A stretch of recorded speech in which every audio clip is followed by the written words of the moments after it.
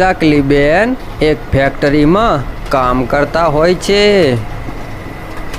અચાનક કોઈ કારણોસર ફેક્ટરી બંધ થઈ જાય છે, એટલે હવે ચકલીબેનને રોજગાર મળતો બંધ થઈ જાય છે। ચોમાસું નજીક આવી ગયું હોય છે। ચકલીબેન શું કરવું એવો વિચાર કરતી બેઠી હોય છે। એટલામાં એનો મિત્ર પોપટભાઈ ત્યાં આવે છે। અરે ચકલીબેન, આમ ઉદાસ થઈને કેમ બેઠા છો?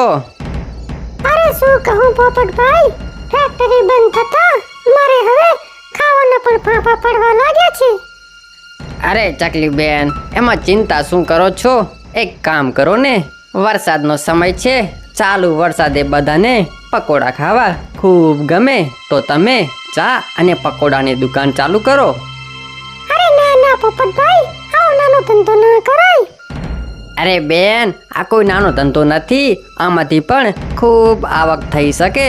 તને ખબર છે, એક ચા વેચવા વાળાના ઘરે આજે મોટી ગાડી છે, અને એક ચા વેચવા વાળો તો આજે વડાપ્રધાન બન્યો છે। એટલે કોઈ ધંધાને નાનો ન સમજવો।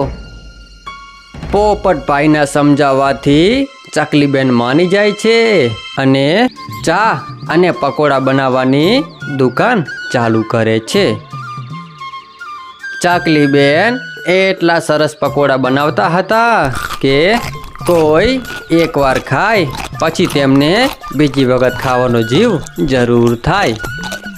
ચકલીબેનની દુકાનની બાજુથી ચાલીને જતા હોય તો પકોડાની એટલી સરસ સુગંધ આવતી કે પછી તો તેને ખાવા જ પડે। આમ કરતા ચકલીબેનનો ધંધો ખૂબ સારો ચાલવા લાગ્યો। એક દિવસ સાંજના સમયે વરસાદ ચાલુ હોય છે, એવામાં એક ગાડી ત્યાં આવીને ઊભી રહે છે। તેના અંદરથી બાજ અને તેનો એક મિત્ર ઉતરે છે। ચકલી, આમ આવ।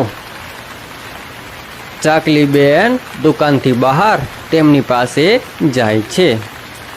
ચકલીબેનને બાજના મોઢામાંથી દારૂની વાસ આવી રહી હોય છે। ચકલી, ગરમા ગરમ ગોટા આપ। હા, હમણાં જ લાવું છું। તે દારૂની બોટલો લાવી ટેબલની ઉપર મૂકે છે। અરે આ શું, બધાની વચ્ચે દારૂ પીવું એ યોગ્ય ના ગણાય। ચકલી, તું તારું કામ કર, તું મને લેક્ચર આપે છે। જા પકોડા લઈ આય। ચકલીબેન પકોડા આપે છે। પછી બાજ અને તેનો મિત્ર પકોડાની સાથે દારૂ પીવા લાગે છે। ચકલીબેનને આ બધું ગમતું હોતું નથી, પણ તે કરે તો શું કરે। તે પકોડા ખાઈને ત્યાંથી ચાલવાનું કરે છે। ચકલીબેન તેમને રોકે છે। અરે શેઠજી, બિલ તો આપતા જાઓ। હા, તો મારી પાસે બિલ માંગે છે। શેનો બિલ? અરે ભાઈ સાહેબ, તમે જે પકોડા ખાધા એનો 120 રૂપિયા બિલ બને છે। અરે તું ઓળખે છે મને, હું કોણ છું? મારી પાસે બિલ માંગવાની તારી હિંમત કેવી રીતે થઈ? હું શેઠ ધનીચંદનો દીકરો છું। ધારું તો 1 સેકન્ડમાં તારી આ દુકાન બંધ કરાવી દઉં। તું મારી પાસે બિલ માંગે? ઊભી રે, તને બિલ આપું। આમ કહી બાજ અને તેનો મિત્ર ચકલીબેનની દુકાનને તોડવા લાગે છે। બધું તોડફોડ કરીને એ ત્યાંથી ચાલ્યા જાય છે।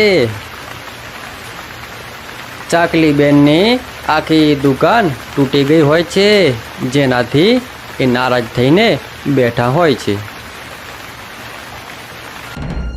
પછી તેને તેના મિત્ર પોપટભાઈની યાદ આવે છે અને તે પોપટભાઈની પાસે જાય છે। અરે ચકલીબેન, ધંધો સારો નથી ચાલતો કે શું? આટલા ઉદાસ કેમ છો? અરે ના પોપટભાઈ, ધંધો તો ખૂબ સારો ચાલતો હતો, પણ બે દારૂડિયા આવ્યા ને એમની પાસે પકોડાના પૈસા માંગ્યા તો તેમને મારી દુકાનની તોડફોડ કરી નાખી.